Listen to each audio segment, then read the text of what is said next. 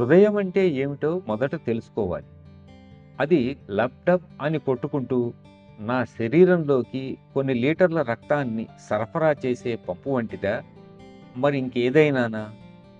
మానవ చరిత్రలో మనుషులు వారి హృదయపరంగా వర్ణించబడ్డారు. అతనిది రాతి గుండె, ఇతడు దయార్ద్ర హృదయుడు, అతడి హృదయం మానవతతో నిండి ఉంది, ఆమె సున్నిత హృదయం కలది అనే విశేషణాలు, వర్ణనలు ఏమిటి? ప్రతి మనిషిని వాని హృదయ ప్రవర్తనతో పోల్చి చెప్పారెందుకు? దీని అర్థం హృదయం నీ ఎముకల గూడులోని ఒక మాంసపిండమని కాదు గదా! మరైతే ఇంకేమిటి? మనం మాట్లాడుకునే హృదయం ఏమిటి? దాని అర్థం నీకు పుస్తకాలలోనూ, వైద్య గ్రంథాలలోనూ దొరకదు. ఏ డాక్టరు దానిని వివరించలేడు. గుండె మీది నాళాలను దారి మళ్లించి బైపాస్ శస్త్రచికిత్స చేస్తారు.